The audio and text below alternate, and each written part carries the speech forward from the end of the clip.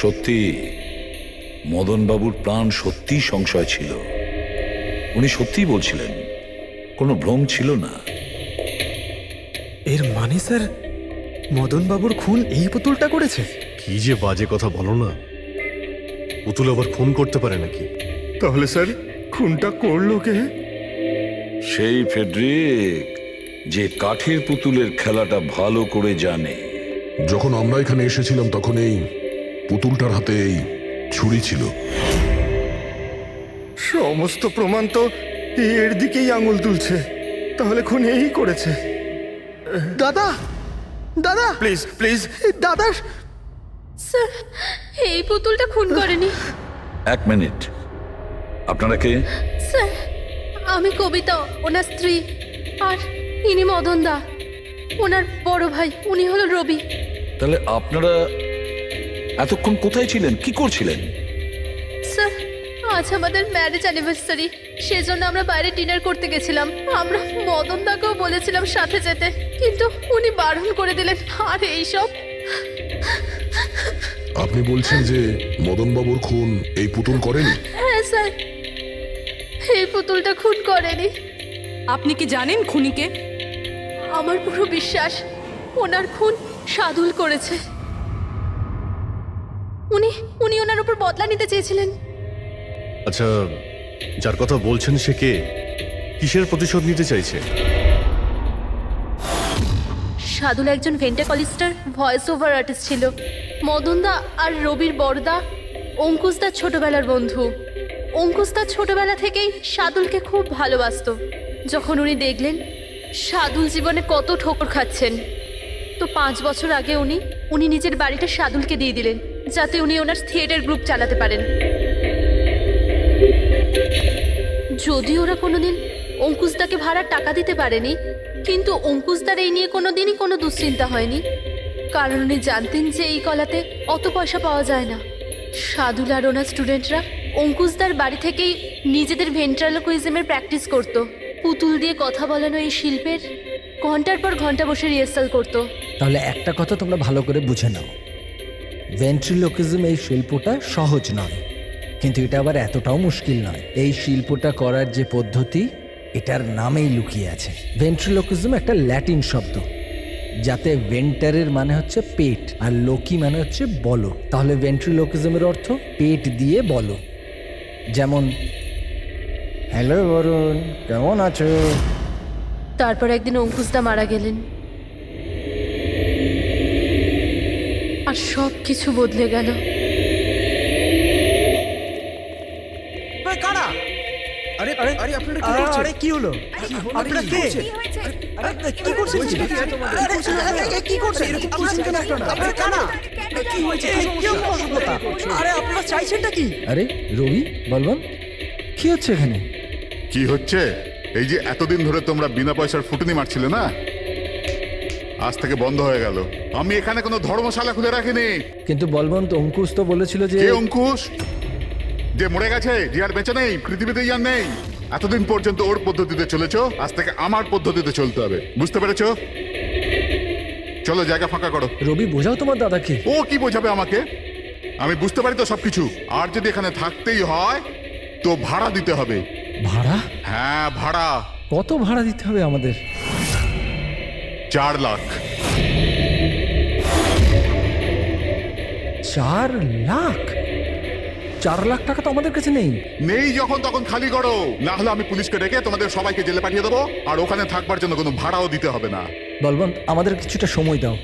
তাড়াতাড়ি আমরা কোথায় যাব? সময় টময় কিছু পাওয়া যাবে না। অনেক দেখেছি, অনেক হয়েছে তোমাদের তামাশা। চলো স্যার চলো। এরকম করবেন না প্লিজ স্যার, প্লিজ স্যার এরকম করবেন না আর স্যার, 1 মিনিট, যতদিন না তোমরা আজ পর্যন্ত ওর ভাড়া দিচ্ছ, এই যে তোমাদের জিনিসপত্র পড়ে আছে না, আর এগুলো কি, এই কাঠপুতুলগুলো, এগুলো সব আমার কাছে থাকবে। কিন্তু তুমি এই সমস্ত জিনিস নিয়ে নিলে আমরা ভাড়া কি করে দেব? ওসব আমি জানি না। স্যার এরকম করবেন না স্যার, আমরা আপনার সব টাকা মিটিয়ে দেবো স্যার, প্লিজ। স্যার, আপনার এগুলোকে নিষ্প্রাণ কাঠের পুতুল মনে হয়, কিন্তু আমাদের কাছে এগুলো প্রাণের সমান। ও ভাই ট্র্যাজেডি কিং, তোমার এই যে সব মেলোড্রামা আছে না, এগুলো আমার দাদা অঙ্কুশের সাথেই চলতো, আমার সাথে নয়। আর এই যে কি এ 4 লাখ টাকা রোজগার করে দেবে এই কাঠপুতুলগুলো, আরে 4 লাখ কি 4,400 টাকাও রোজগার করে দিতে পারবেন এই কাঠপুতুলগুলো। জানো কেন? কারণ এই শিল্প শেষ হয়ে গেছে, জিরো। এই যে তোমাদের গুরু আছে না সাদুল, ওরই মতো কোনো কাজের নয়, লুজার, একজন লুজারও, বুঝলে? বেরো বেরো এই।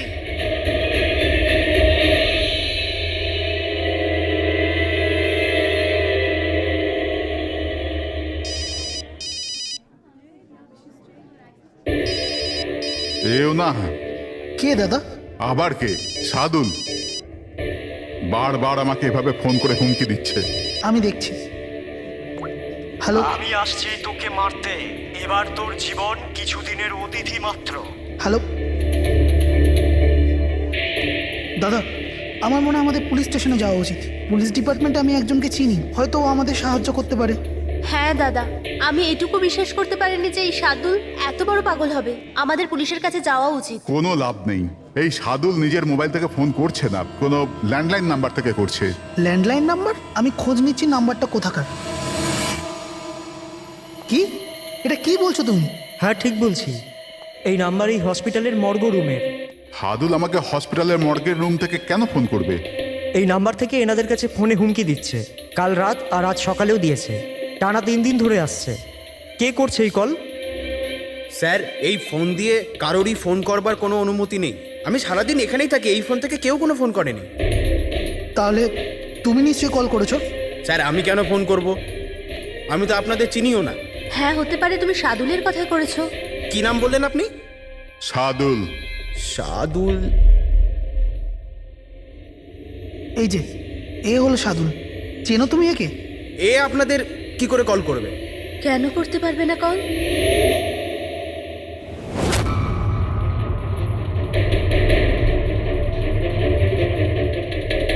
এ কিভাবে হয়ে গেল? সাদুল 3 দিন আগেই ইনি মারা গেছেন, তাহলে ইনি ফোন কি করে করবেন? কিন্তু এর মৃত্যু হলো কিভাবে? ইনি ড্রিঙ্ক করেছিলেন, একটা গাড়ি এনাকে উড়িয়ে দিয়ে চলে গেছে, ওখানে ওনার মৃত্যু হয়। যদি ও এখানে মরে পড়ে আছে তো আমাকে হুমকি দিয়ে ফোন কে করছে?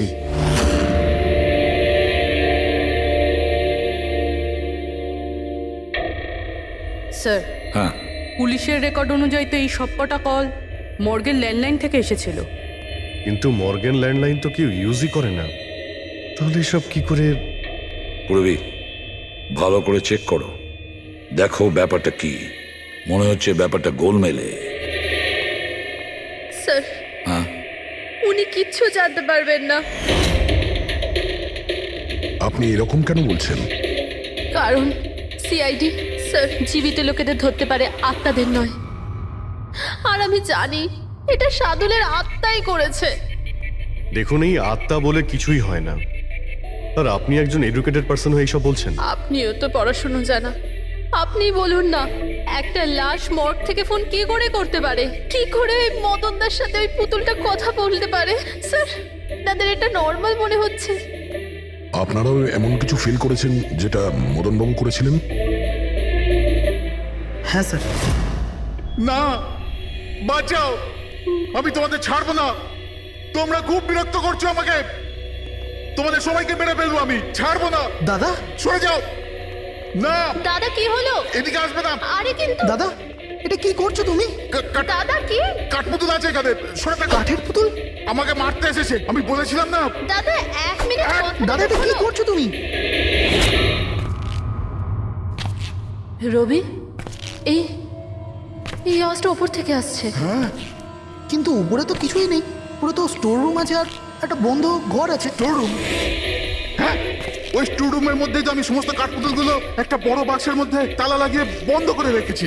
কাঠের পুতুল? ওগুলো সব বাইরে চলে এসছে কিভাবে? কি?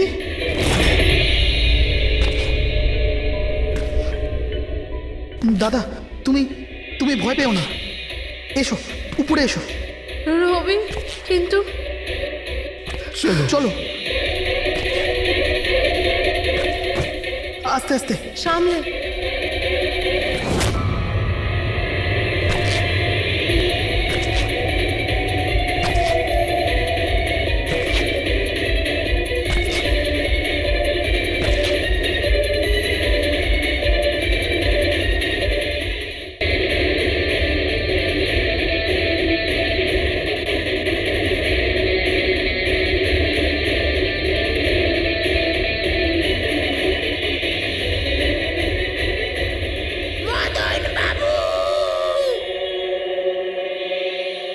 দাদা আওয়াজ এই ঘর থেকে আসছে। হ্যাঁ এসো।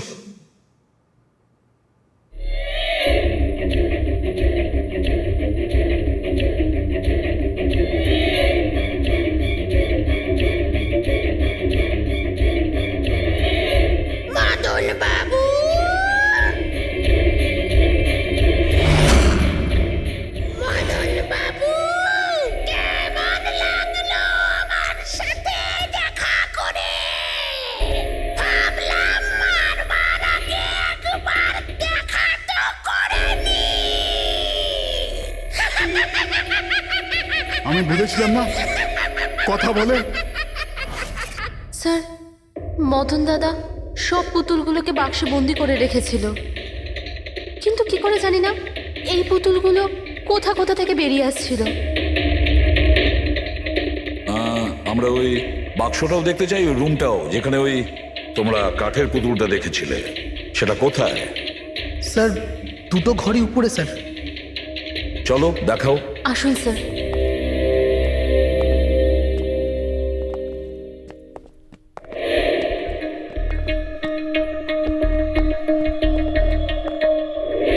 স্যার পায়ের আওয়াজটা আমরা করিডোরে শুনেছিলাম, আর ওই পুতুলটা আমরা এখানে এখানে দেখেছিলাম স্যার।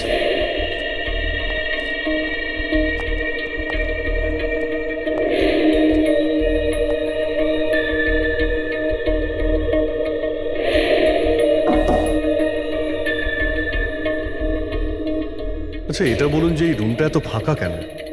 স্যার আমি ভেবেছিলাম কি এখানে ট্রেডমিল আর বাইসাইকেল রাখবো, একটু এক্সারসাইজ করব, কিন্তু সময় পাইনি।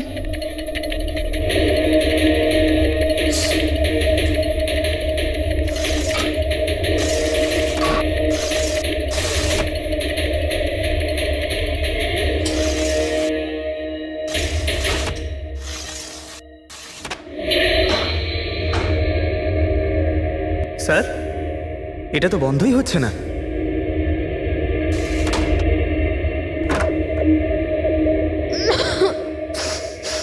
আসুন স্যার। স্যার এই ওই পেটিগুলো যেখানে পুতুলগুলো বন্ধ করা আছে। একটু লাইটটা অন করবেন? হ্যাঁ।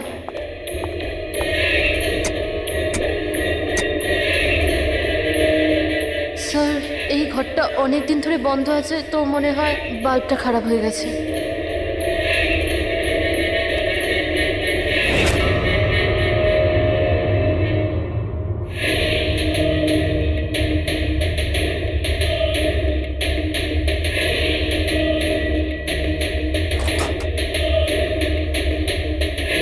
স্যার প্রত্যেকটা বক্সে তালা লাগানো আছে।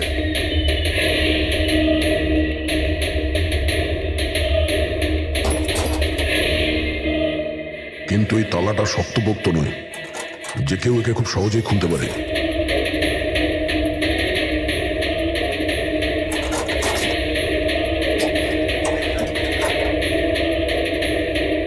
এতগুলো পুতুল,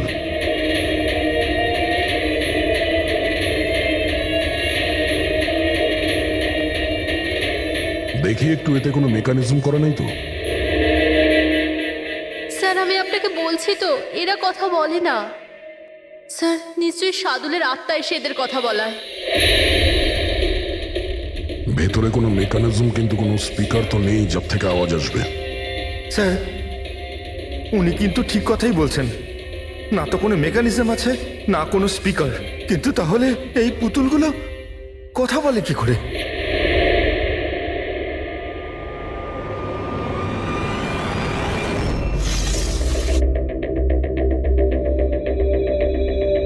লকটা কি খারাপ? লোকটা খারাপ স্যার, এখান থেকে তো সহজেই কেউ ভিতরে ঢুকতে পারে, সিঁড়িও রয়েছে আর পাইপও রয়েছে, যে কেউ সহজেই ঢুকতে পারে। আর যে সহজে এই রুমে ঢুকতে পারে সে বাক্সতে বন্ধ থাকা কাঠের পুতুলগুলোকে উঠিয়ে বাইরে যে কোনো জায়গায় রাখতে পারে, যেভাবে এখানে রাখা ছিল তোমাদের ভয় দেখানোর জন্য। স্যার মানে মানে এটা কোনো আত্মা নয়? আরে ওই আত্মার কথা ছাড়ো তো, আত্মা হয়ই না। এটা সেই হতে পারে এই বাড়ির প্রত্যেকটা কোণা সে চেনে, প্রত্যেকটা কোণা। আর তাছাড়াও কাঠের পুতুলের ব্যাপারেও খুব ভালো মতো জানে। আর এরা হতে পারে সাদুলের স্টুডেন্ট। সাদুলের স্টুডেন্ট। খোঁজ নিয়ে দেখতে হবে যে সাদুলের স্টুডেন্টস এই মুহূর্তে কোথায় আছে আর কি করছে। হাই, আমার নাম হলো ফ্রিডা। আমার নাম দীপেশ। আমার নাম হলো তরুণ। আর আমার নাম লোচন।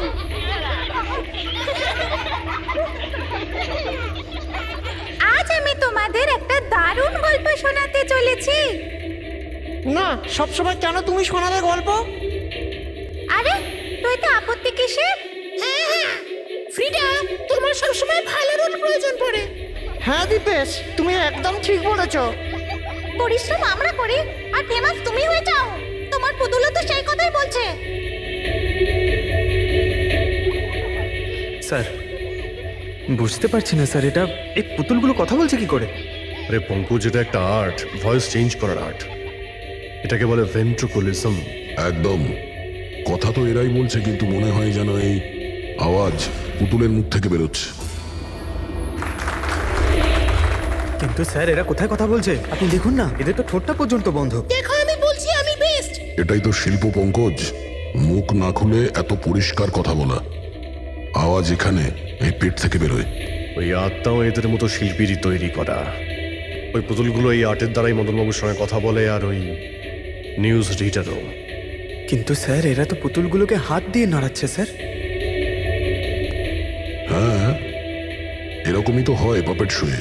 কিন্তু মদন বাবু ওই পুতুলটা দেখেছিল স্যার, ওটাতে কেউ হাত দিয়ে নাড়াচ্ছিল না, আর না কথা বলছিল এভাবে। হ্যাঁ ঠিক আছে, হতে পারে কোনো মেকানিজম ফিট করেছিল ওই পুতুলে, যেটা কোনো রিমোট কন্ট্রোল দিয়ে অপারেট করা হতো। স্যার, কিন্তু রবি বলছিল যে ওর ভেতর কিচ্ছু নেই, কিচ্ছু নেই। সাউন্ড মেকানিজম ছিল না, কিন্তু ওর মাথার ভেতরে কোনো মেকানিজম ছিল, যার কারণে ওর মাথা আর মুখটা নড়তো, যেটা হতে পারে রবি দেখেনি। এইরকম পুতুল তৈরি করা শার্দুল বা ওর কোনো স্টুডেন্টেরই কাজ হতে পারে,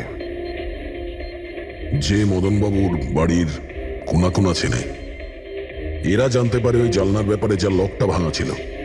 বাড়িতে ঢুকে প্রত্যেক জায়গায় পুতুল বসানো আর ওদের দিয়ে কথা বলা তো এদের বাঁ হাতের কাজ।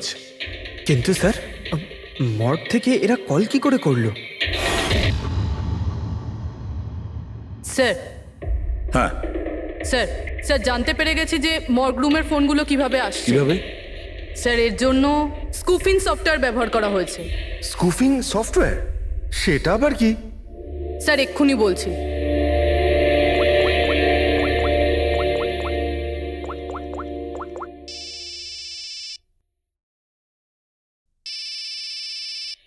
কি যন্ত্রণা!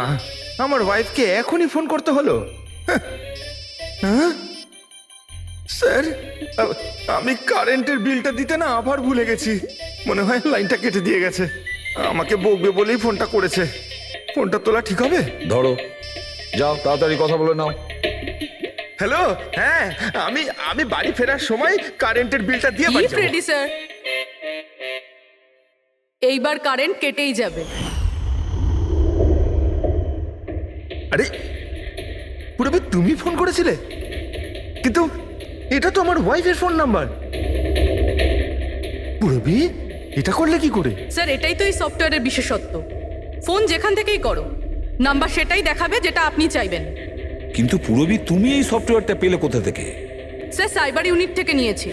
আর স্যার, এর সাহায্যে শুধু নাম্বারই নয়, বরং কোনো মানুষ তার লোকেশন পর্যন্ত ভুল বলতে পারে। ওরে বাবা রে! স্যার, ভীষণ বিপজ্জনক সফটওয়্যার কিন্তু। খুনি মর্গের নাম্বার এই জন্যই ব্যবহার করেছে যাতে আমরা ভাবি এই পুরো ব্যাপারটা সাদুলের আত্মা করেছে।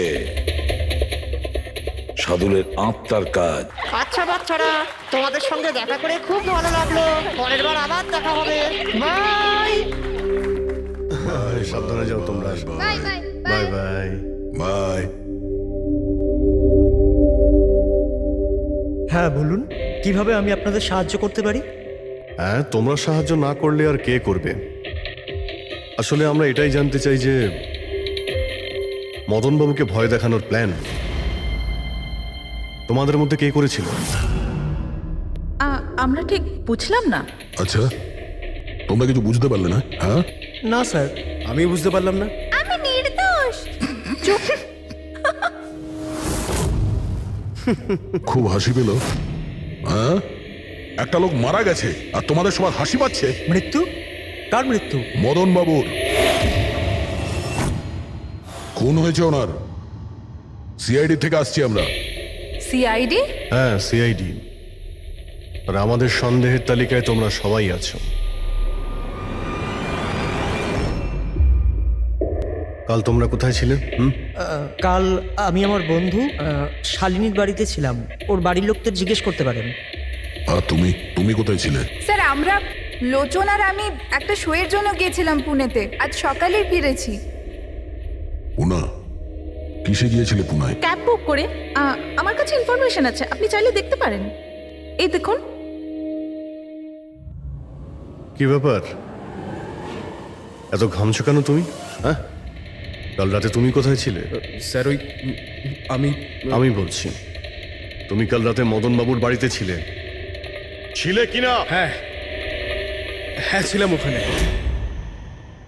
কিন্তু আমি কাউকে মারিনি। তাহলে ওখানে কি করতে গিয়েছিলে? হ্যাঁ স্যার আমি তো শুধু মদনকে শিক্ষা দিতে চেয়েছিলাম, যেটাও সাদুল স্যারের সাথে করেছে, খুব খারাপ করেছে।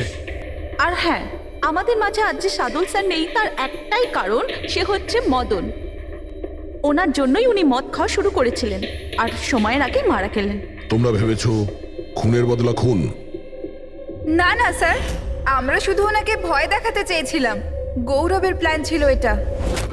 হ্যাঁ স্যার, গৌরবই কালকে রাতে আমাকে ফোন করে ডাকে, ওই 11:30-12টার আশেপাশে, কিন্তু আমি একটু লেট হয়ে যাই আর 12:30টায় গিয়ে পৌঁছাই।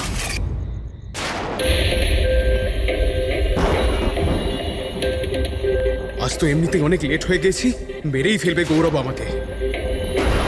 চলে গেছে হয়তো ভিতরে, এবার ওকে ইশারা কি করে করবো?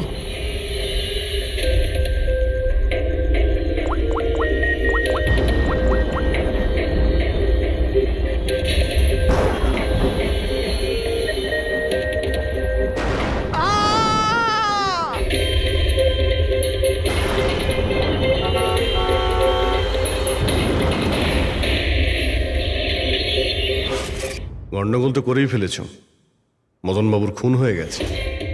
স্যার আমার এই খুনের সাথে কোনো রকম সম্পর্ক নেই। আর গৌরবের? স্যার এটা তো গৌরবই বলতে পারবে, তাই না? ঠিক আছে, গৌরবকে ডাকো। কোথায় ও? গৌরব তো এখন গোয়াতে আছে। গোয়া? গোয়াতে কেন? স্যার এটা জানি না। ওকে কিন্তু বাঁচানোর চেষ্টা করবে না, নাহলে তুমি ফেসে যাবে, বুঝেছো? না স্যার, এরকম ব্যাপার নয়। কালকে রাতে যখন ওকে আমি ফোন করি তখন ওর ফোন বন্ধ ছিল। আজকে সকালে মেসেজ আসে আমার কাছে। মেসেজ দেখাও তো। স্যার কাল রাত্রে যেটা হয়েছিল সেটা হওয়ার কথা নয়। আমি গোয়া পৌঁছে গেছি কিছুদিন গা ঢাকা দেওয়ার জন্য। কিন্তু এ গোয়াতে কখন পৌঁছলো আর কিভাবে? যখন আমরা ক্রাইম সিনে পৌঁছেছিলাম তখন তো ও ওখানে ছিল না। হ্যাঁ, যদি আমরা এটাও ভেবে নিই যে যখন আমরা ওখানে পৌঁছলাম তার ঠিক আগেও ওখান থেকে বেরিয়ে গেছে, তাহলে ও গোয়া কি করে পৌঁছবে? খুন হয়েছিল রাত 1টার সময় আর তারপরে আমরা ওখানে পৌঁছেছি। ফ্লাইট নেই গোয়া যাওয়ার জন্য। স্যার হতে পারে ফ্লাইটে না গিয়ে বাসে বা গাড়ি করে গেছে হয়তো। না পঙ্কজ, ড্রাইভ করে গোয়া পৌঁছতে মিনিমাম 12 ঘন্টা লাগে, আর এই মেসেজটা এসছে সকাল 9টার সময়। মানে গোয়া পৌঁছানোর আগেই ও মেসেজ করে দিয়েছে যে ও গোয়া পৌঁছে গেছে। পঙ্কজ, খোঁজ নিয়ে দেখো যে গৌরবের ফোনের লাস্ট লোকেশন কোথায় দেখাচ্ছে। তুমি গৌরবের নাম্বারটা দাও। আচ্ছা ঠিক আছে, থ্যাংক ইউ স্যার। স্যার গৌরবের শেষ লোকেশন ছিল ওই মদনবাবুর বাড়ি, আর কাল রাত 11:30টার সময় ওর মোবাইল বন্ধ হয়েছে। 11:30? Hello, thank you sir. Gaurav নামের কোনো ব্যক্তি গোয়ার কোনো ফ্লাইটেই ছিল না, না আজকে সকালে না কাল রাতে। আর তাছাড়া স্যার একে কোনো এয়ারপোর্টে সিসিটিভি ফুটেজেই দেখা যায়নি। মানে আমাদের সন্দেহ একদম ঠিক, গৌরব এখানেই আছে। তাহলে ও বা অন্য কেউ ওর ফোন থেকে এই মেসেজটা পাঠিয়েছে যে ও গোয়া চলে গেছে। কিন্তু স্যার, কেউ এরকমটা করবে কেন? সেটা তো আমি জানি না ফ্রেডি, কিন্তু একটা কথা আমি বুঝতে পারছি না, গৌরব তো চাইলে যে কোনো সময় মদনবাবুকে মারতে পারতো। এসব নাটক করার কি প্রয়োজন ছিল? আর ওরা চারজন এই কাঠপুতুলের খেলাটাই বা কেন খেলছিল? আর ও যদি মদনবাবুকে মেরেই থাকে তাহলে ওর 4 জন বন্ধুকে কেনই বা বললো না? সন্দেহটা আমার এইখানে। এর একটাই কারণ বস, হতে পারে গৌরবকে তাড়াহুড়োতে মদনবাবুকে মারতে হচ্ছে যখন ও ধরা পড়ে যায়। আর না হলে খুনি গৌরব না অন্য কেউ। স্যার, খুনি যদি অন্য কেউ হবে তাহলে এই গৌরব কোথায়? হতে পারে খুনি গৌরবকে মেরে গায়েব করে দিয়েছে, আর আমাদের সামনে এমন প্রমাণ ফেলে দিয়েছে যে আমাদের মনে হয় যে ও পালিয়ে বেড়াচ্ছে, গোয়াতে আছে ও। এই লোকটা ভাঙা রয়েছে। এই জানলা দিয়ে গৌরব আর ওর বন্ধুরা ভিতরে আসতো আর মদনবাবুকে ভয় দেখাতো। আর এই গৌরব কাল রাতে এখানে এসেছিল, তারপর থেকেই গায়েব হয়ে গেছে। তাহলে হতে পারে ওর সঙ্গে যা হয়েছে এখানেই হয়েছে। কিন্তু ওর সাথে যদি এখানে কিছু হয়ে থাকে তাহলে কিছু না কিছু তো ট্রেসেস পাওয়া উচিত। তাহলে একবার টেস্ট করে দেখা যাক। রবি, স্যার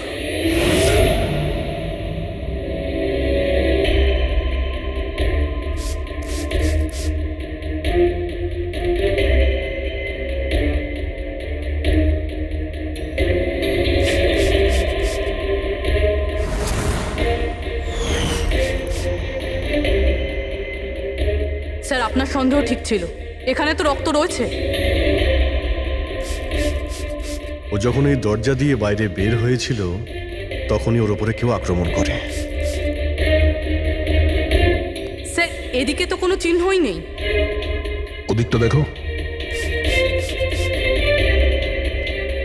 এই যে স্যার, ওখানেও দেখো।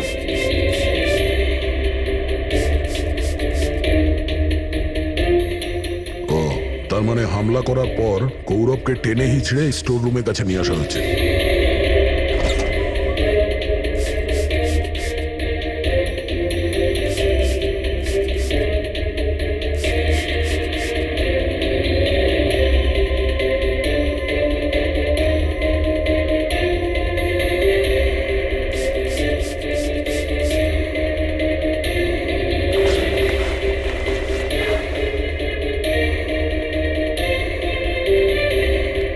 রক্তের দাগ তো এতটা অবধি রয়েছে, তার মানে গৌরবকে এখানেই। আর আমরা এখানে এলাম কিন্তু আমরা জানতেই পারলাম না। আর তারপরও গায়েব হয়ে যায়। মনে হচ্ছে এখন বডিটাকে কোথাও পুঁতে দিচ্ছে এই বাড়ির লোকেরা।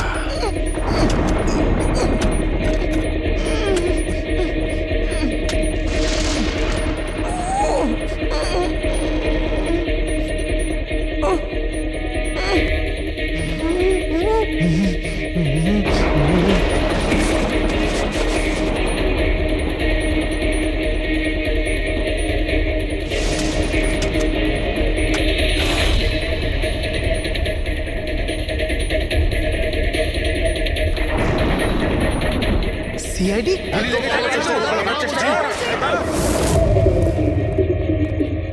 সরে যাও। পিছিয়ে যাও। স্যার, হ্যাঁ, জীবিত আছে। তাড়াতাড়ি হসপিটালে নিয়ে যাও। তোমরা কবর দিতে চাইছিল ওকে? হ্যাঁ, কিন্তু আপনি কি করে জানলেন আমরা এখানে? আজকাল মোবাইলের মাধ্যমে আমরা অপরাধীকে ধরে ফেলি।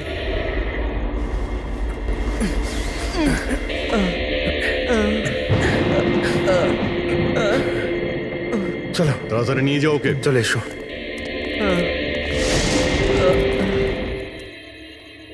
ওই স্বার্থপর আর লোভী মানুষটার মরে যাওয়াই ঠিক ছিল। অঙ্কুশদা মারা যাওয়ার পর মদনদা নিজেই সব প্রপার্টি দখল করতে চেয়েছিল, আমরা কি পেতাম? লবণঙ্গা। আমরা এই প্ল্যানটা তখন বানালাম যখন বাড়িতে ওই কাঠপুতুলের ঘটনাগুলো ঘটছিল। আমরা জানতাম স্যার কোনো আত্মা টাত্মার চক্কর নয়, এই জন্যই আমরা এক রাত জাগলাম যাতে এই পুতুলটার রহস্যের পর্দা খুলতে পারি। আর তারপরে তোমরা গৌরবকে ধরে ফেলো। হ্যাঁ,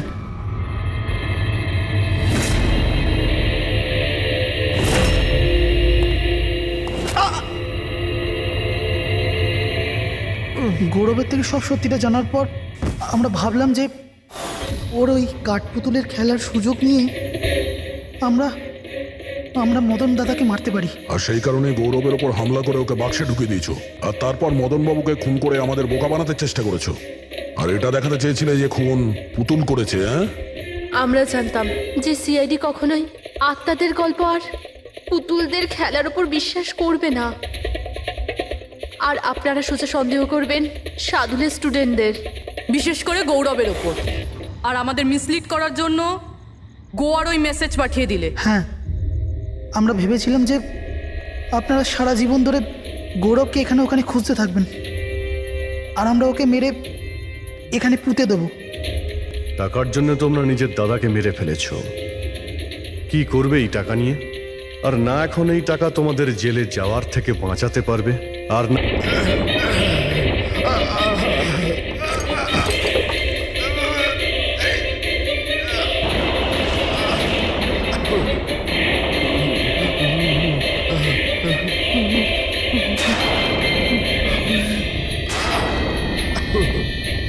সিআইডিকে ফোন করি। হ্যালো, হ্যাঁ আপনি বলুন। হ্যালো, মদনবাবু বলুন, মদনবাবু কি হলো?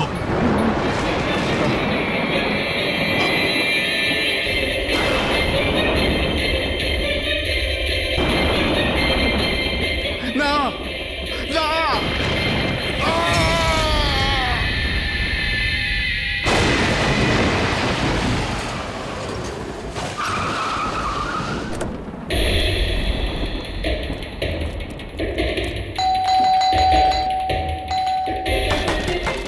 মদনবাবু,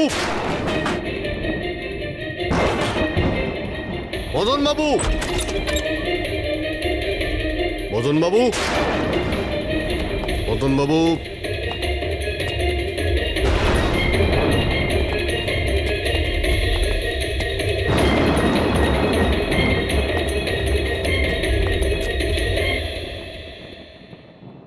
দয়া,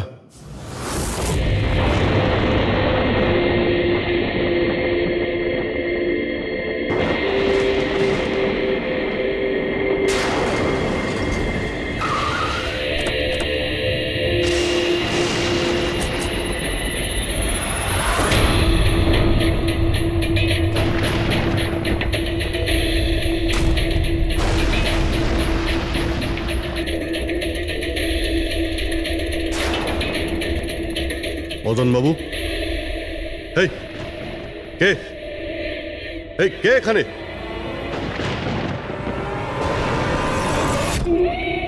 এটা কি?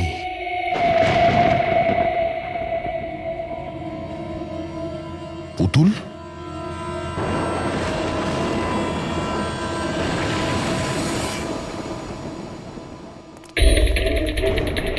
অভিজিৎ, স্যার, আমরা দেরি করে ফেলেছি।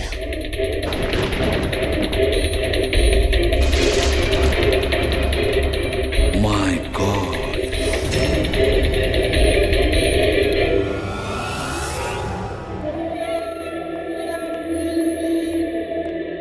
এই নিন। আস্তে আস্তে আস্তে।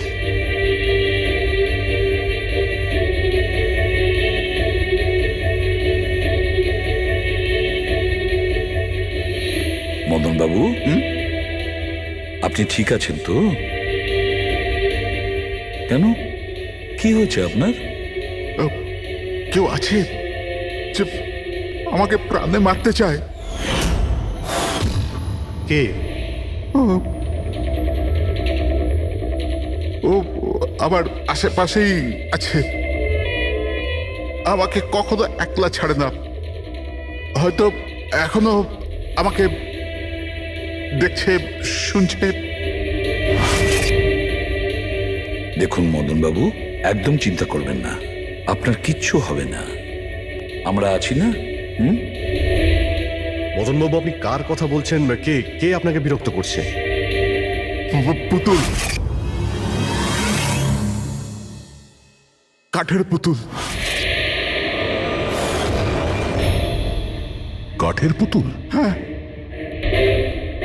না মানে ওটা ওরকম নয়, যারা কথা বলতে পারে না, অন্যের ইশারায় নাচে। এই কাঠপুতুলগুলো কথা বলে, কথা বলতে পারে, নিজেরা চলে চলে ফিরে বেড়ায়।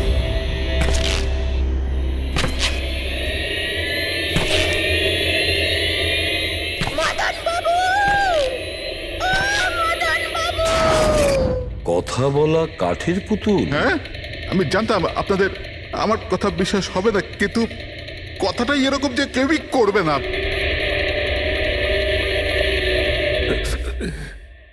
স্যার আপনি এরকম কোনো পুতুলের ব্যাপারে শুনেছেন কখনো? না। জানেন কিছুদিন আগে আমার সাথে কি হয়েছিল? ওই দিন আমার জন্মদিন ছিল, ঘরের বেল বাজলো, তো আমি ভাবলাম যে আমার বন্ধুরা আমার সঙ্গে দেখা করতে এসেছে।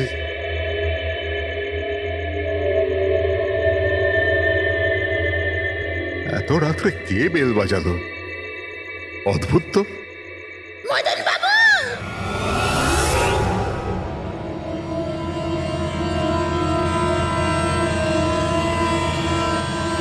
কে? দেখতে পাচ্ছেন না আমি?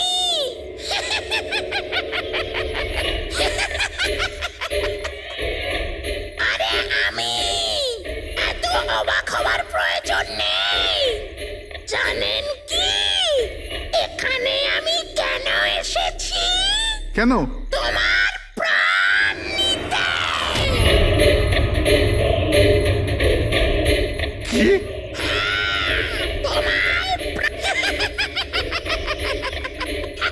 রবি, কবিতা, তাড়াতাড়ি এদিকে আসো। কি হয়েছে দাদা? কে? পুতুলটা এটা বলছে যে এ আমার প্রাণ নিয়ে নেবে। কি? হ্যাঁ দাদা, এটা একটা নির্জীব পুতুল। হ্যাঁ, ওটাই তো। তো এটা আপনার প্রাণ কি করে নেবে? দাদা তুমি আমাদের সাথে মজা করছো? হ্যাঁ, না, তোমরা কি বলছো? রবি, আমি এরকম অদ্ভুত মজা কেন করব, তাও আজকের দিনে? আরে আমি নিজে শুনেছি যে ও বললো যে ও মেরে ফেলবে আমাকে।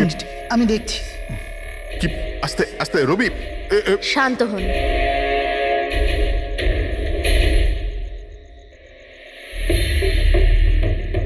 দাদা মনে হচ্ছে তোমার সাথে কেউ মজা করেছে। এই কাঠের পুতুলের মধ্যে কেউ মনে হয় স্পিকার ফিট করেছে। চেক করো, হয়তো কোনো স্পিকার আছে।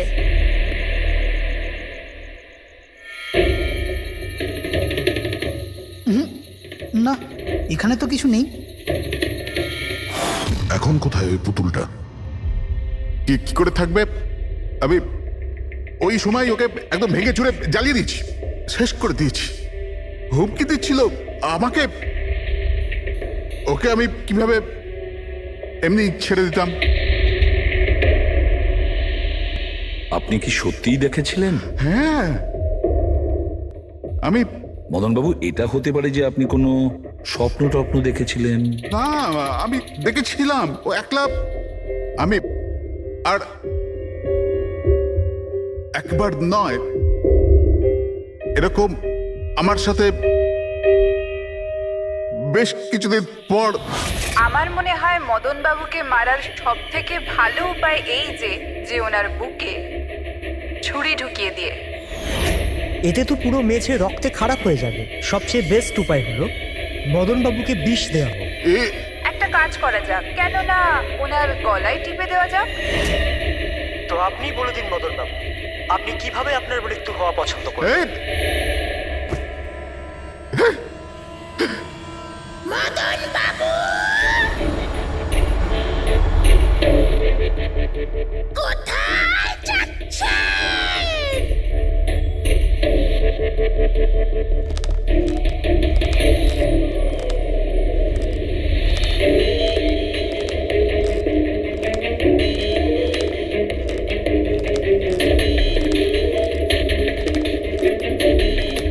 বলুন মদন বাবু।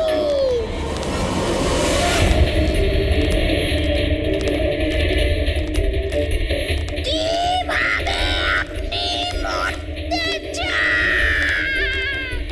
বলুন মদন বাবু।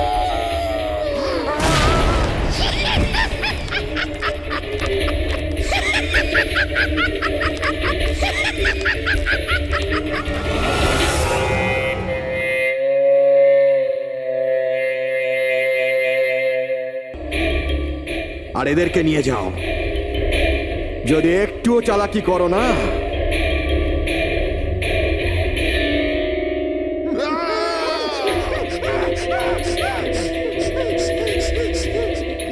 এটা হুমকি নয়, এটা হুঁশিয়ারি। টাকা যদি না পৌঁছয়, প্রথম 24 ঘন্টায় একজন আর দ্বিতীয় 24 ঘন্টায় দ্বিতীয় জন।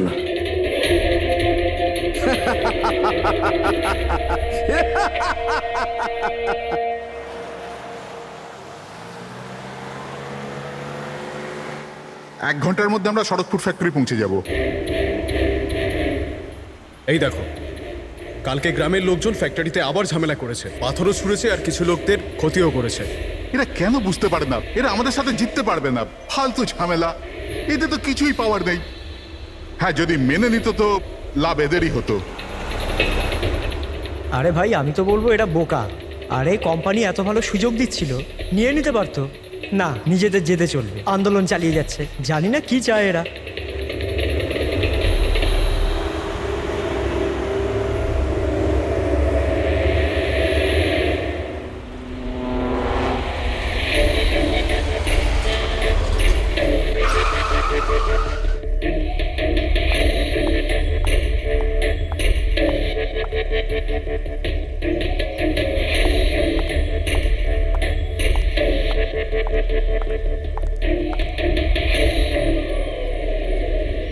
এক্সকিউজ মি, ইয়েস, আসলে আমার কার্ডটা খারাপ হয়ে গেছে, আপনারা একটু দেখবেন? হ্যাঁ হ্যাঁ, নিশ্চয়ই।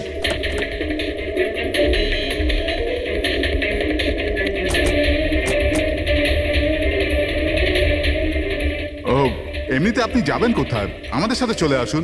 আই মিন, আপনাকে ছেড়ে দিচ্ছি।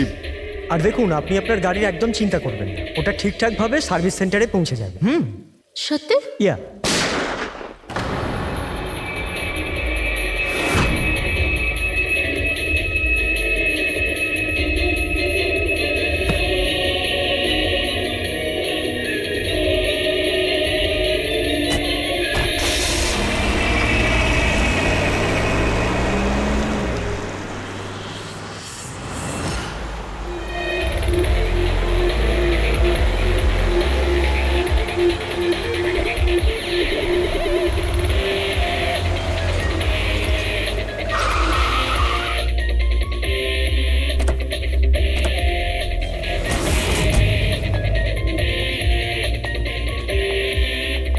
স্যার, গাড়ির নম্বর থেকে জানতে পেরেছি যে ড্রাইভার আর কে ওয়েবস কোম্পানির ড্রাইভার।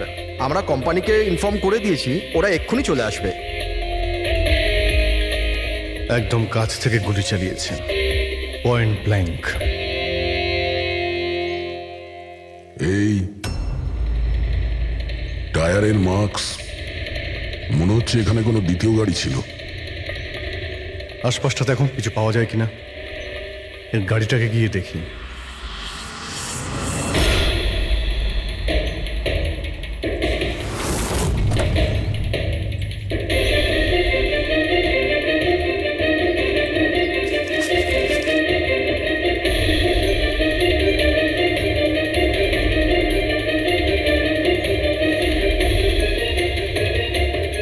তিনটে ল্যাপটপ আছে গাড়ির ভেতরে।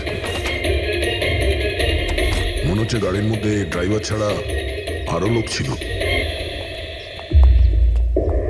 স্যার, স্যার 3টে ভাঙা মোবাইল পেয়েছি ওই ঝোপটার কাছে। আর এখানে গাড়ির ভেতরে 3টে ল্যাপটপ। স্যার, এই 3 জনের মোবাইলই কিডন্যাপাররা ছিনিয়ে নিয়েছিল আর এদের ভেঙে দেয়, যাতে লোকেশন ট্রেস না হয়।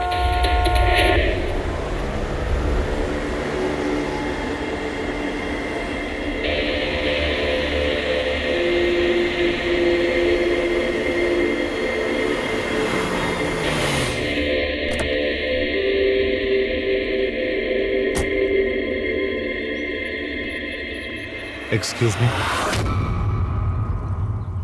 আপনি আগে আমি বিক্রান্ত, আর কে ওয়েবস কোম্পানির সিইও, আর ইনি হচ্ছেন আমাদের chief functional officer Malini. Hello sir. কে কে ছিল এই গাড়িতে আপনি জানেন? অভয়, মুরলী আর সঞ্জীব, ওই 3 জন আমাদের টপ এক্সিকিউটিভ ছিলেন, আমাদের অফিসের কাজে শরৎপুর গেছিলেন। দেখুন, আমাদের মনে হচ্ছে যে এই 3 জনকে অপহরণ করা হয়েছে। ও মাই গড। আপনার কিছু ধারণা আছে যে এই কিডন্যাপিং কে করতে পারে?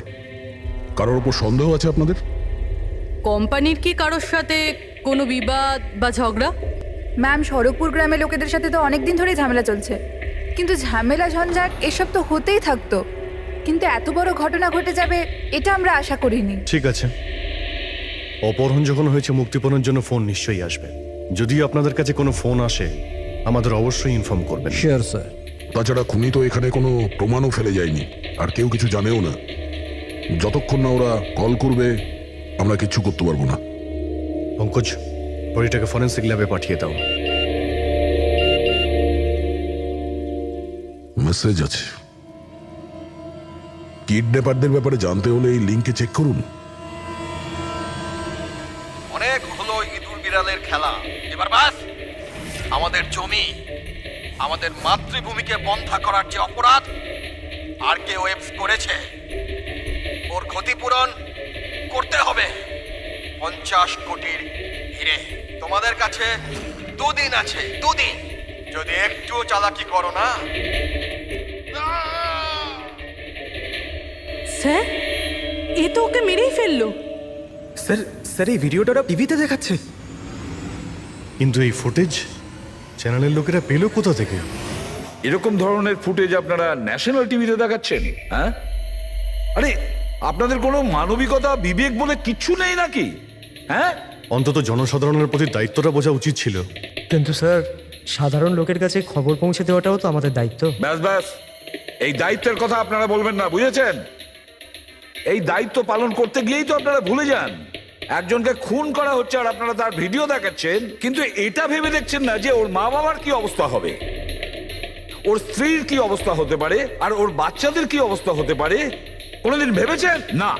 ব্যাস, চ্যানেলের টিআরপি বাড়াও, তাহলে আরো টাকা আসবে। স্যার এতটা ভাবিনি, যখনই ফুটেজ পেয়েছি আমরা। কোথায় পেয়েছো ফুটেজ? কোথা থেকে পেয়েছো ফুটেজটা? স্যার, ওই ফুটেজটা আমি পেয়েছিলাম। কোথা থেকে? কেউ দিয়েছিল আমাকে। কে দিয়েছিল? স্যার, ওটা তো আমি জানি না। তার মানে 2 ঘন্টা আগে আমার একটা আননোন নাম্বার থেকে ফোন এলো। উনি বললেন যে ওনার কাছে নাকি আর্কাইভস কোম্পানির বিরুদ্ধে প্রমাণ আছে, যে কিভাবে শরৎপুরের ওই জমিগুলো নষ্ট করার পেছনে ওদের হাত আছে। তো আপনি দেখা করেছিলেন? স্যার, দেখা করতে তো গেছিলাম, আর অনেকক্ষণ অপেক্ষাও করলাম, কিন্তু কেউ এলো না। তারপর আমি ওখান থেকে চলে এলাম। হ্যাঁ, যখন আমি আমার গাড়ির কাছে এলাম তখন দেখলাম গাড়ির উইন্ডশিপে একটা এনভেলাপ আটকানো আছে। ওই এনভেলাপের ভেতর একটা পেনড্রাইভ ছিল। এই সব ফুটেজ আমি পেনড্রাইভ থেকে পাই। স্যার, এই বাইরে আমি কিচ্ছু জানি না। রাস্তা থেকে 3 জন কিডন্যাপ হয় আর মুক্তিপণের জন্য কোনো ফোন আসে না, অথচ এই ফুটেজটা আসে আপনার কাছে। কেন এই ফুটেজটা অন্য কারো কাছে কেন গেল না? স্যার, কারণ এই পুরো ম্যাটার আমি প্রথম থেকেই রিপোর্ট করছি। আর্কিউভস কোম্পানির জন্য গ্রামবাসীর যত অসুবিধা হয়েছে ওই সব আমি কভার করেছি, আর গ্রামবাসীর পক্ষ আমিই রেখেছি। হয়তো সেজন্যই। তাহলে তোমার এটা মনে হয় যে এই সব কিছুর পিছনে গ্রামবাসীদেরই হাত আছে?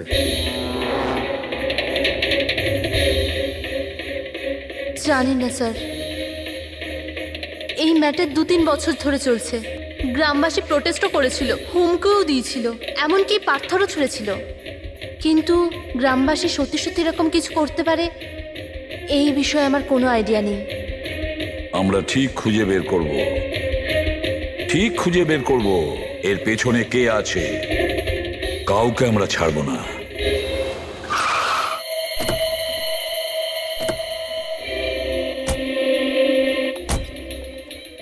আসুন স্যার। স্যার, ইনি সুধাকর, শরৎপুর গ্রামের প্রধান। দেখুন স্যার, এটা ঠিক যে আমরা কোম্পানির বিরুদ্ধে লড়াই করছি, আর এটা আমাদের অধিকারের লড়াই, বহু বছর ধরে চলছে। কিন্তু কিন্তু স্যার, আমরা কোনোদিন খারাপ কাজ করিনি, আর এরা এরকম কাজ করতে পারে না স্যার। ভিডিওতে যে লোকগুলো ছিল তারা তো এই গ্রামেরই মনে হচ্ছিল। হ্যাঁ, কথা আর হাতে যে অস্ত্র ছিল সেটা তো গ্রামেরই না? হ্যাঁ ঠিক স্যার, কিন্তু ওরা নয় স্যার। আমি দাবি করে বলছি স্যার যে কেউ জেনে বুঝে আমাদের গ্রামের লোকদের ফাঁসাতে চাইছে। আচ্ছা, এই ব্যাপারে আগে কোনো হিংসাত্মক ঘটনা ঘটেছিল? স্যার, প্রধানত 3-4 জন আছে, মানে ভিড় থাকে কিন্তু সাথে ওই 3-4 জন লোকই থাকে। মনে হয় ওরা কাউকে ভয়ই পায় না, ওরা যে কোনো সীমা পর্যন্ত যেতে পারে স্যার। কারাই মেন 3-4 জন লোক? বিনায়ক, কিশোর আর শঙ্কর, বন্ধ করো বন্ধ করো বন্ধ করো বন্ধ করো এই অত্যাচার সহ্য করব না। সইব না সইব না। এই ফ্যাক্টরি আমরা চলতে দেব না। এরাই প্রধান তিনজন। আমরা অনেকবার এদের গ্রেপ্তার করেছি, ওয়ার্নিংও দিয়েছি, কিন্তু কোনো প্রভাব পড়েনি। প্রভাব কি করে পড়বে স্যার? এই কোম্পানির লোকেরা এদের সবকিছু বরবাদ করে দিয়েছে। এরা খারাপ লোক নয় স্যার, আমি জানি তো এদেরকে। এদের সঙ্গে কি হয়েছিল? স্যার, বিনয় লাখ টাকার উপরে ধার নিয়েছিল, কিন্তু ধার মেটাতে পারেনি। মেটাবেই বা কি করে স্যার? ওর জমি, এই ফ্যাক্টরি থেকে বেরোনো কেমিক্যাল আর বর্জ্য পদার্থে জমি পুরো বন্ধা হয়ে গিয়েছিল। জমি বিক্রি করে দিতে চাইছিল, কিন্তু জমি কেনবার জন্য কেউ আসেনি। আর ওই শঙ্কর, ওরও একই অবস্থা হয়েছিল। ওর পরিবার না খেতে পেয়ে মরছে স্যার, না জমি না পয়সা। আর ওই কিশোর, ওর বাবা তো টাকা পয়সার চাপে আত্মহত্যাই করে ফেললো। তো আপনারাই বলুন, এর জন্য দায়ী কে? এই তিনজন কোথায়? জানি না স্যার। দেখুন স্যার, আমরা সাদাসিধা মানুষ, আমাদের সব কিছুই তো জমি। যদি জমি বন্ধ হয়ে যায় তো আমরা কি করব? আমাদের এই অবস্থার দিকে কারুর চোখ যায় না কেন? আমরা গরিব এই জন্য? দেখুন স্যার, কিন্তু আমরা হেরে যাওয়ার লোক নয়, আমরা খুব জোর লড়াই করব। সুধাকর বাবু, আমরা সবাই মিলে মোকাবিলা করব স্যার। আমরা আমাদের অধিকার নিয়েই থাকবো, আমরা আমাদের অধিকার নিয়েই থাকবো। আমরা আমাদের অধিকার এই বিনায়ক, শঙ্কর আর কিশোর, এদের তিনজনের তো কিডন্যাপিং করার মোটিভ আছে। স্যার আমার তো মনে হয় এই তিনজনই হবে। হ্যাঁ, মনে তো হচ্ছে। আমাদের কাছে প্রমাণ নেই। ওই ফুটেজটা আরেকবার দেখা যাক, যদি কোনো প্রমাণ ওখান থেকে পাই। 50 কোটির হিরে তোমাদের কাছে 2 দিন আছে, 2 দিন। যদি একটুও চালাকি করো না, টাকা যদি না পৌঁছয়, প্রথম 24 ঘন্টায় একজন আর দ্বিতীয় 24 ঘন্টায় দ্বিতীয় জন।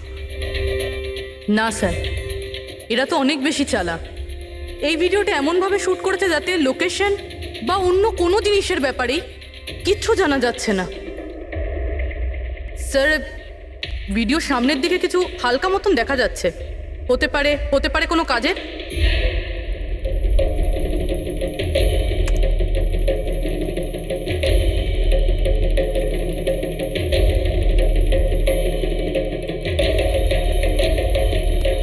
পাথর? একটু স্টপ করো, জুম করো।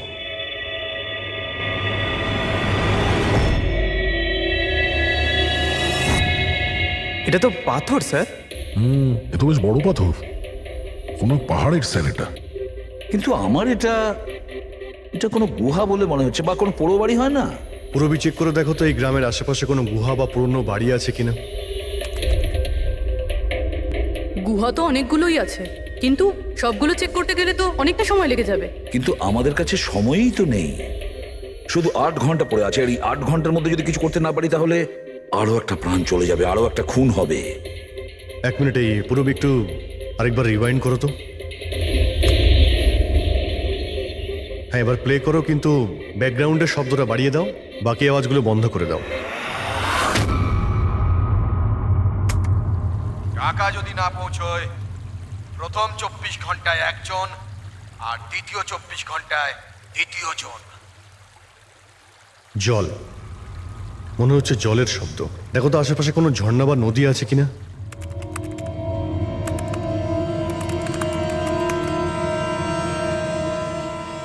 ইয়েস স্যার, একটা নদী তো আছে। স্যার, ওইদিকে একটা গুহা আছে, যার পাশ দিয়ে নদীটা যাচ্ছে।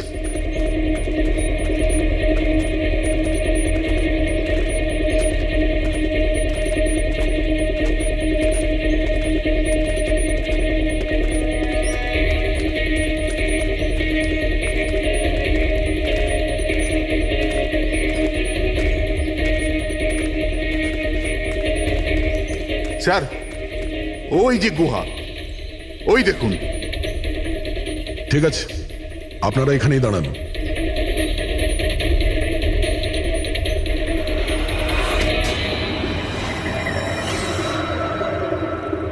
চল চল।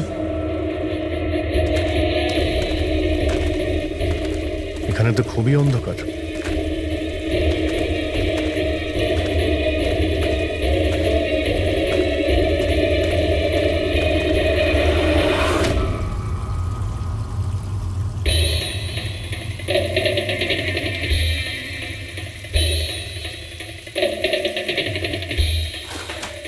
ঠিক জায়গাতে এসেছি, কিন্তু আসতে দেরি হয়ে গেছে। মনে হচ্ছে গ্রামবাসীদের জানিয়ে আমরা ভুল করেছি। এদের মধ্যে কেউ খবর দিয়ে দিয়েছে।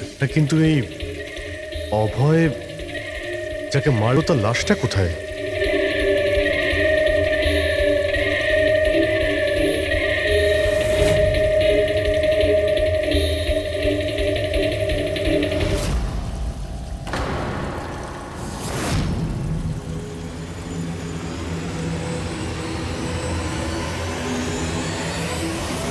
ও নো, অভয় এ তো মারা গেছে। কিন্তু এটা কি 6 PM? স্যার, আমার মনে হয় যে আমাদের কাছে আর কোনো উপায় নেই। আমাদের ওদের ডিমান্ড মেনে নেওয়া উচিত। কি বলছেন আপনি? একবার ওদের কথা শুনলে বারবার তোরা এটাই করবে? আপনারা কতবার ওদের ডিমান্ড পূরণ করবেন? তাহলে স্যার আমরা আর কি করতে পারি? মানুষের জীবন টাকার থেকে অনেক বড়, তাই না? নিঃসন্দেহে, নিশ্চয়ই। কিন্তু এ কথার কে গ্যারেন্টি দেবে যে হিরে পাওয়ার পরে ওরা ওদের দুজনকে ছেড়ে দেবে? কোনো গ্যারেন্টি আছে? হতেও তো পারে ওরা আর বেঁচেই নেই। হতেই তো পারে ওই লোকেরা ওদের আগেই মেরে দিয়েছে। কারণ কিডন্যাপিং এর কেসে বরাবরই এরকম হয়। দেখুন, ওরা বেশি দিন লুকিয়ে থাকতে পারবে না। গতবার তো ওদের কাছে আমরা পৌঁছেই গিয়েছিলাম, ব্যাস একটু দেরি হয়ে গিয়েছিল। স্যার, কিন্তু এই কথা কি গ্যারেন্টি আছে যে এইবার দেরি হবে না? যারা কিডন্যাপ হয়েছে তারা আমাদের সাথে কাজ করতো। তাদের ফ্যামিলিজকে আমরা কি জবাব দেব যে আমরা মেনে নিয়েছি ওরা মারা গেছে, তাই আমরা পয়সা দিতে চাইছি না? এনার পরিচয়? স্যার, এ হলো প্রীতি, আমাদের কোম্পানির পিআর হেড। স্যার, আপনিই বলুন যে কোম্পানির এমপ্লয়িজরা কোম্পানির দায়িত্ব নয়? ওরা কোম্পানির কাজে গেছিল, সেখানে গিয়ে ওরা সমস্যায় পড়েছে। আর যদি ওদের কিছু হয়ে যায় তাহলে স্যার আমরা ওদের কি জবাব দেব? হ্যাঁ স্যার, আর ওই ভিডিওটার জন্য আমাদের কোম্পানির কত বদনাম হয়ে যাচ্ছে। আমাদের কোম্পানির শেয়ারসের দাম পড়ে যাচ্ছে। আর এই সময় যদি আমরা টাকার দিকটাই দেখি, তাহলে না আমরা ওদের জীবন বাঁচাতে পারবো, না এই কোম্পানিকে। I think she is right sir. এবার আপনি ঠিক করুন আপনি কি করবেন। আমার মনে হচ্ছে তোমরা দুজনে ঠিক কথাই বলছো। আমাদের হাতে আর কোনো অপশন নেই, আমরা ওদের হিরেটা দিয়েই দিই। কারণ আমি আমার এমপ্লয়ীদের জীবন নিয়ে ছিনিমিনি খেলতে পারি না। Please sir. সীমা, তাড়াতাড়ি, স্যার আপনার জন্য অপেক্ষা করছেন। Sorry sir, we are late. Interview শুরু করি। লেটস ডু ইট, আমাদের হাতে সময় বেশি নেই। চলো। আরকেওয়েভস কোম্পানির সিইও মিস্টার বিক্রম খুবই ইম্পর্টেন্ট অ্যানাউন্সমেন্ট করতে চলেছে। আসুন ওনার সাথে কথা বলি। মিস্টার বিক্রম, আপনি এত আর্জেন্টলি কেন ডাকলেন? আমরা কিডন্যাপার্সদের সমস্ত ডিমান্ড মেনে নিচ্ছি। শুধু ওদের কাছে আমাদের একটাই রিকোয়েস্ট, ও আমাদের এমপ্লয়িজদের কোনো অসুবিধা যেন না করে, ওদের কোনো রকমের কোনো ক্ষতি যেন না করে। Please, it's a request. দেখুন, স্ক্রিনে যে নাম্বারটা ফ্ল্যাশ করছে সেই নাম্বারে কিডন্যাপার্সরা আমার সাথে যোগাযোগ করে হিরে কখন কিভাবে দিতে হবে সেটা আমাদের বলতে পারে। But again I would like to request one thing, please don't harm my employees. Thank you so much. Thank you. এক্ষুনি আপনারা আরকেওয়েভস কোম্পানির সিইও মিস্টার বিক্রমের কথা শুনলেন। উনি কিডন্যাপারদের ডিমান্ড মেনে নিয়েছেন। উনি কিডন্যাপারদের আপিল করেছেন যেন ওনার লোকেদের ছেড়ে দেওয়া হয়। আর এদিকে সিআইডি এই আশঙ্কা করছেন যে কিডন্যাপারটা ওদের লোকেদের আগেই মেরে দিয়েছে। এই খবরের আপডেটের জন্য সঙ্গে থাকুন আমাদের সাথে। চলুন sir.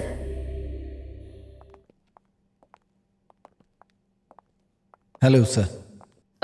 Sir, interview on air হয়ে গেছে। ঠিক আছে, এই নাম্বারটা তুমি সার্ভিলেন্সে পাঠিয়ে দাও, যে কোনো সময় ওদের ফোন আসতে পারে। হ্যালো, আমি কিডন্যাপার বলছি। কিডন্যাপার?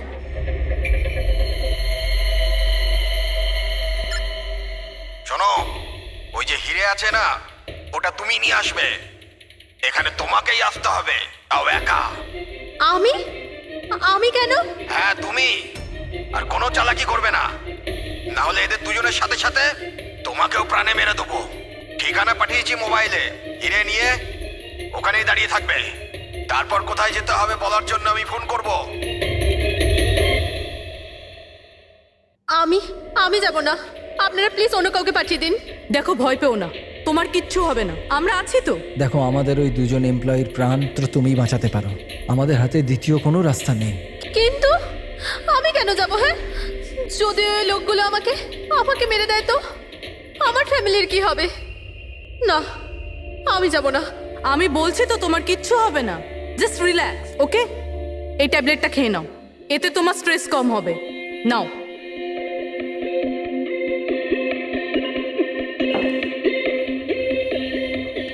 দেখো সীমা, আমরা তোমাকে একা পাঠাচ্ছি না, আমরা আশেপাশেই থাকবো। তোমার সঙ্গে ট্র্যাকিং ডিভাইস থাকবে, তুমি যেখানেই যাবে আমরা জানতে পেরে যাব। না স্যার, আপনারা কি শুনেননি ওরা কি বলেছিল? যদি আমি কোনো চালাকি করার চেষ্টা করি তো ওরা আমাকে মেরে ফেলবে। স্যার, ও একদম ঠিক কথা বলছে। এও মারা যাবে আর ওর সঙ্গে আমার দুজন এমপ্লয়িও মারা যাবে। স্যার, ওরা যে ডিমান্ড করছে আমাদের মেনে নেওয়া উচিত। আমাদের হাতে আর অন্য অপশন নেই স্যার। আমি অন্তত কাউকে মরতে দেখতে পারি না। আপনারা খুব বড় ভুল করছেন।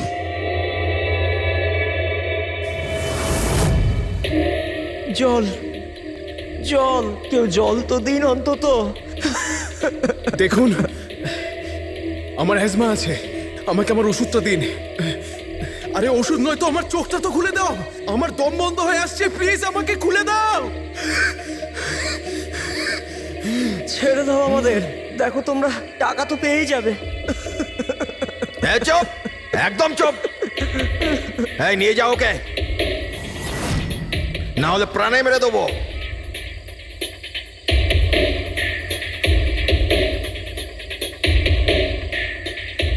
জল খাবি না? জল চাই, এনে। আরে আরে কেউ আমাকে ওষুধ তো দাও।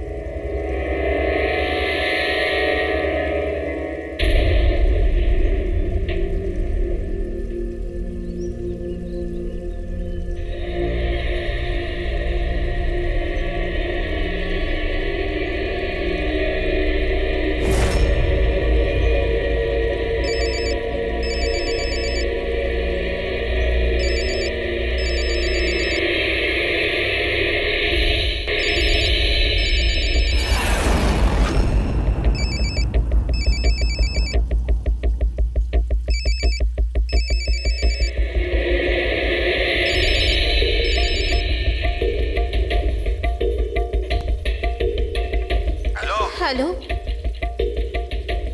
এখান থেকে বাঁদিকে যাও, সামনে 200 মিটার পর কাঁচা রাস্তা পাবে, ওটা দিয়ে এগিয়ে যাও। শেষে গিয়ে একটা নদী পাবে, ওটাকে পার করে ওখানেই দাঁড়িয়ে যাও। আর হ্যাঁ, ফোন সাথেই রাখবে, আবার কল করব আমি।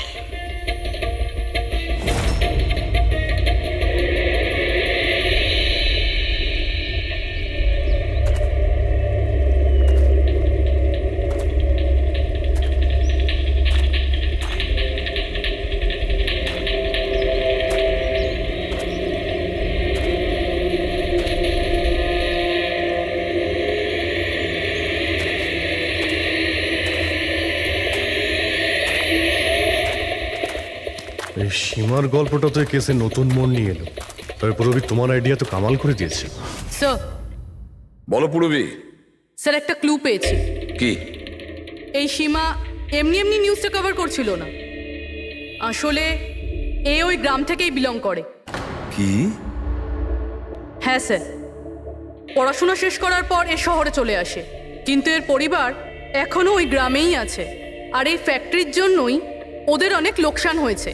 কিন্তু সীমা তো এই কথাটা আমাদের বলেনি। হ্যাঁ স্যার, এরকম তো কোনো কথাই বলেনিও। সেটাই তো। তার মানে স্যার, এই সীমারও তো মোটিভ ছিল এসব ঘটনায় জড়িত হওয়ার জন্য। হ্যাঁ, হতেই পারে। ওই পেন ড্রাইভটা ওই পেয়েছিল, ওই কিডন্যাপাররা ফোন কলে ওকেই করেছিল। হ্যাঁ স্যার, আর কিডন্যাপাররাও হিরে পৌঁছানোর জন্য ওকেই বেছে নিয়েছিল। ওই সীমাকে কোথাও একা যেতে দেওয়া যাবে না, ওর ওপর কড়া নজর রাখতে হবে, এমন ভাবে যাতে ও কোনো মতেই বুঝতে না পারে, ও যেন কোনোভাবে জানতে না পারে আর না ওই কিডন্যাপারদের। হ্যাঁ,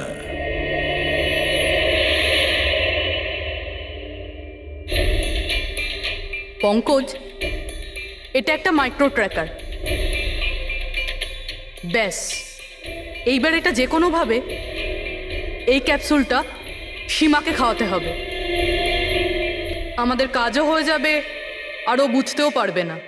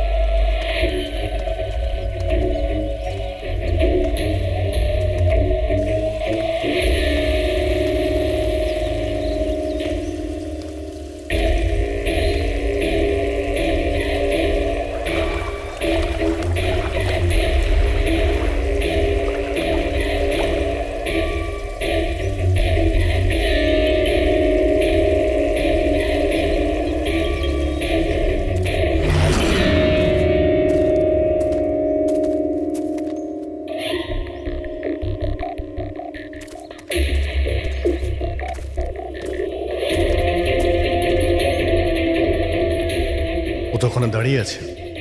অ্যালার্ট থাকো সবাই, যখন তখন আসতে পারে ওরা।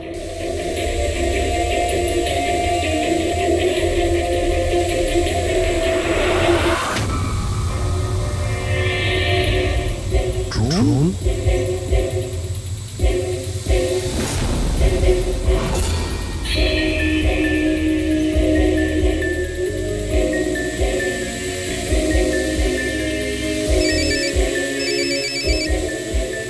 হ্যালো, একটা কাজ করো, তোমার হাতে যে হিরের পাউচটা আছে ওটা ড্রোনে বেঁধে দাও। কিন্তু যেটা বলেছি ওটাই করো, বেশি নাটক নয়, তাড়াতাড়ি করো।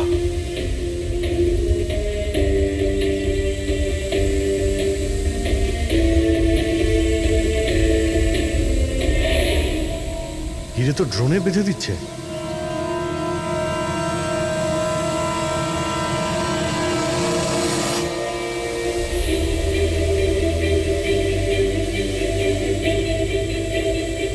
এ তো চলে যাচ্ছে। আরে ভাই, চলে গেলে কিছুই করতে পারবো না।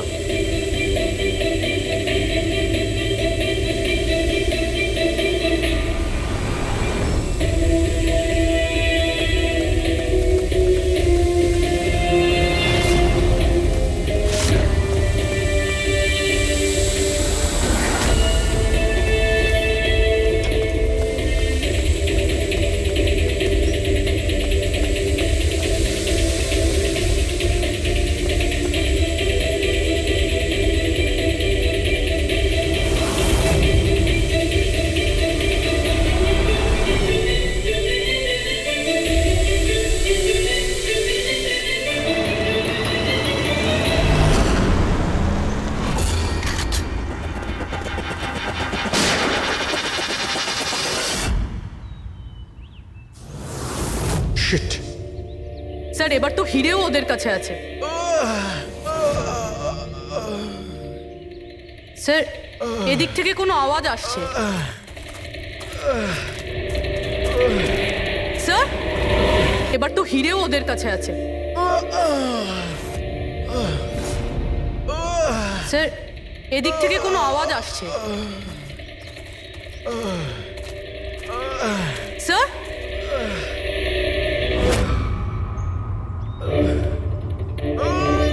সঞ্জীব,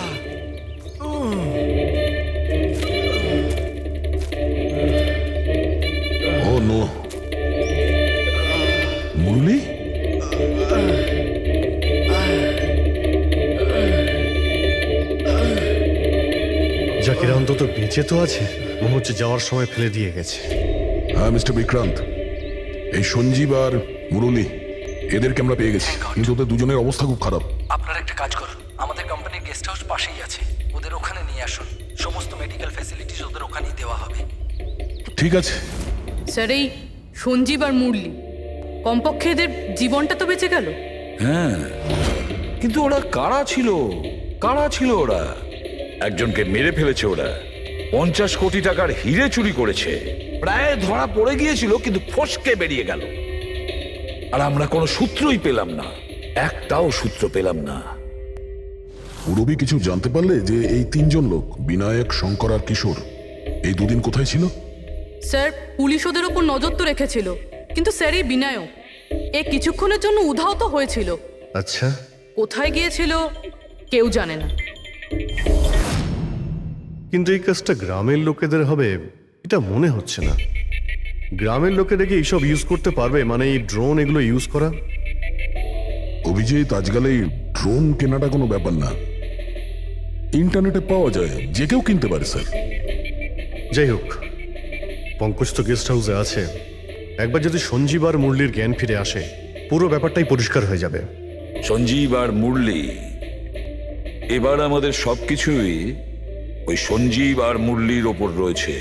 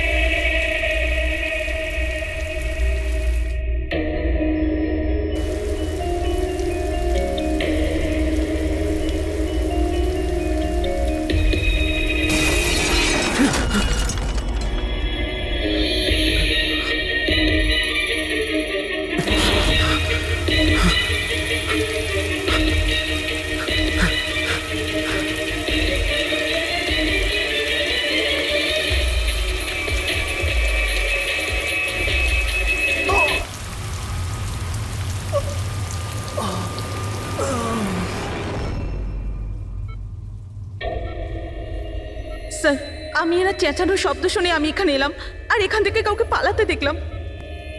স্যার আমরা তো ভেবেছিলাম যে সবকিছু শেষ হয়ে গেছে, সবকিছু ঠিক হয়ে গেছে। স্যার ওরা তো হিরেটাও পেয়ে গিয়েছিল, তাই না? তাহলে এই খুন দেখুন না স্যার, মুরলি এখনো কত শক পেয়ে আছে। আপনাদের মধ্যে কেউ কি ওর মুখটা দেখতে পেয়েছিলেন? না স্যার। পঙ্কজকে জিজ্ঞাসা করি, হতে পারে ওই লোকটার মুখ দেখেছে। পঙ্কজ কোথায়? পঙ্কজ পাশের ঘরেই আছে, ডক্টর ওকে চেক করছে। আমি দেখছি। পঙ্কজ, তুমি ঠিক আছো? He is absolutely fine now. Thank you. কি হয়েছিল কি এখানে এক্স্যাক্টলি?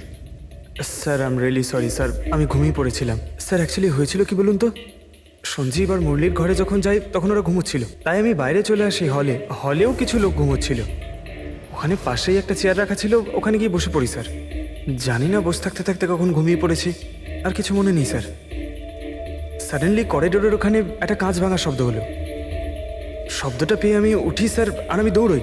ওখানে যখন পৌঁছই স্যার, আমি এদিক ওদিক দেখতে থাকি, কি জানি কি হলো। তারপর পেছন থেকে কেউ খুব জোরে আমাকে মারলো।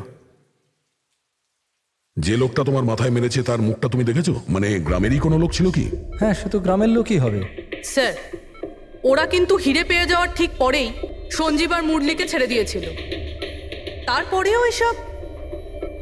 হয়তো সঞ্জীব এমন কিছু দেখে ফেলেছিল যা ওর দেখাটা উচিত হয়নি।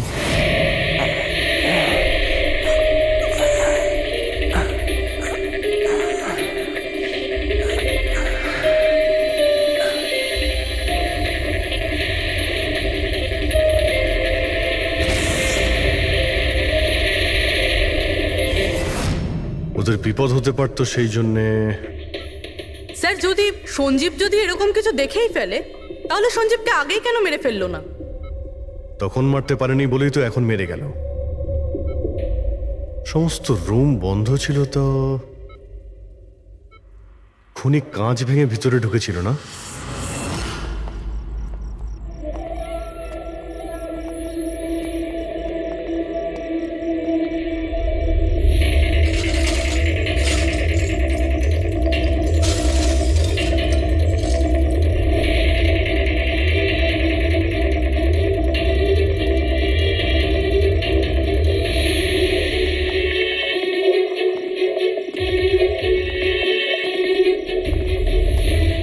এখন কেমন আছো?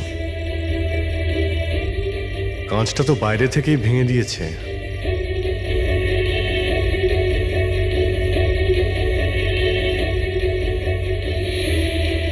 দয়া,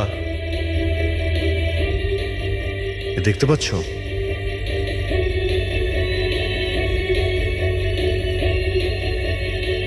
এটাই ব্যাপার।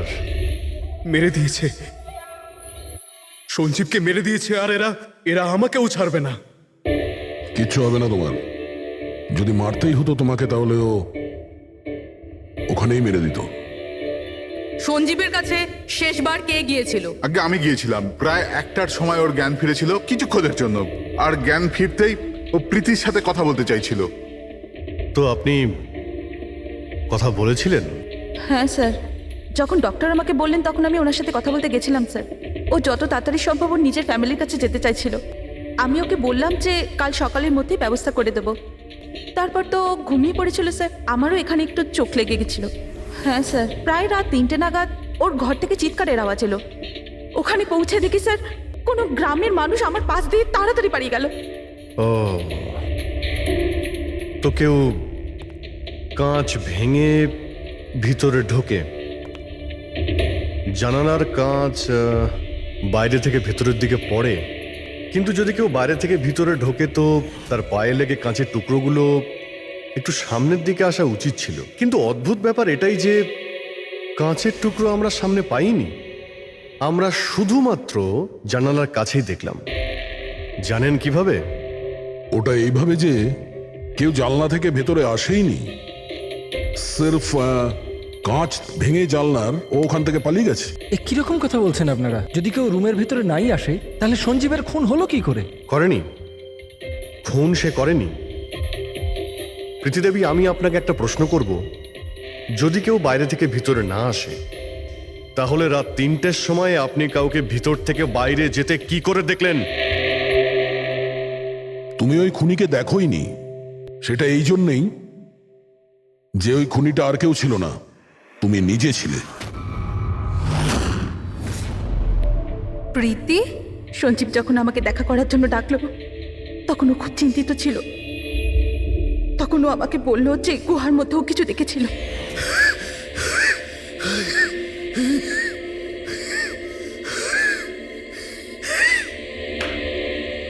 আরে কেউ জল তো খাওয়াও।